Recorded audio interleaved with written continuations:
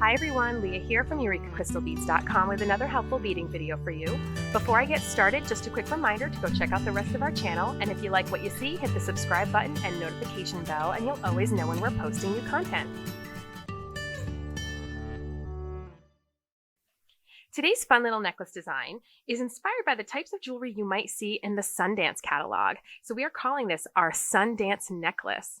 And it features some new products to Eureka Crystal Beads, the first of which are these beautiful faceted Chinese crystal rondelles, which are a great cost-effective way to get some sparkle into your jewelry. And we also have this beautiful sterling silver chain, which is just one style of many that we're now carrying over on the website. And we think that it's really going to up the value of your work by using quality materials with your time, which is so worth it. So I'm going to show you the basic steps for how I made this necklace. As far as materials go, we have that Chinese crystal, and I have two sizes here. I have a 4mm size, and I have a 2.5mm size. And then just to space them out, I've added in a little silver bead in between. In this case, it's actually a little galvanized silver delica bead. And I'm stacking these beads onto a 1.5-inch 26 gauge sterling silver head pin. As far as tools go, we have our round nose pliers, our wire cutters, and our chain nose pliers. These are your basic 3 wire working tools. And now I'm going to show you the basic techniques that you'll simply repeat over the whole necklace to achieve this look. As you can see, I do have one element in the middle that's a little bit different. This does happen to be an 8mm Swarovski pearl. I just thought the center of the necklace needed a little bit of a pop, so that's what I used there. But the technique on top will be the same on all of these little dangles, no matter what bead you're using on the head pins. So to start, we have our beads stacked on our head pin here. I'm going to use my chain nose pliers, and chain nose are flat inside and they taper to a point.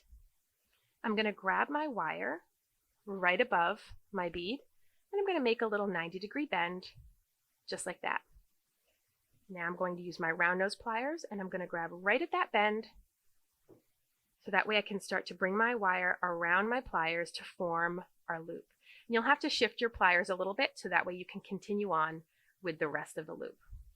What I like to do in a design that has so many dangles is I like to do these steps on all of my head pins. That way a production line tends to make things a little bit more efficient as you're working. So to see those steps again on my second pin here, grab with your chain nose pliers, make your little 90-degree bend, just like that. Then use your round nose pliers so we can form our loop.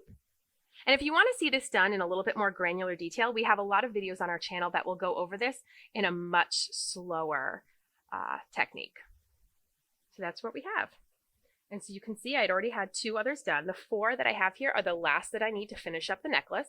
But what's great about this design is you can make it as detailed or as simple as you want. So I have a whole bunch going up each side. You could do just a few, or you could go even further. It's really up to you. So the only other trick that I want to show you is that when you're doing a necklace like this with dangles coming off of a piece of chain, it is important that you get your dangles attached to specific sides of those links. So as you can see, the links that I'm attached to, you can see I've used every other link, is the bottom of those links, because that's what's going to allow these dangles to all dangle nicely straight down as opposed to being kinked up a little bit. So all you do is you take one of your head pins here that now has its little loop. You're going to feed it through the link of chain, and you're going to feed it into your loop like a key onto a key ring onto the bottom part of that link. Now we just use our chain nose pliers, and we gently hold that link shut, and we can now wrap our little tail of wire neatly and cleanly down towards our beads. And that's what you want to see, some nice clean little wraps. Now we just take our wire and we snip it off with our cutters, and we tuck in that little sharp edge that's left behind with our chain nose pliers. Just like that.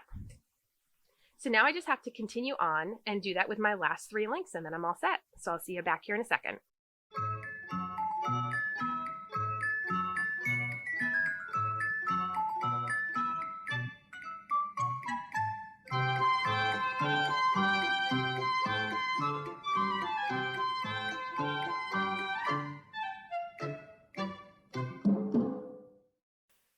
Okay, so I'm up to my very last dangle, so I'm going to show you those steps one more time.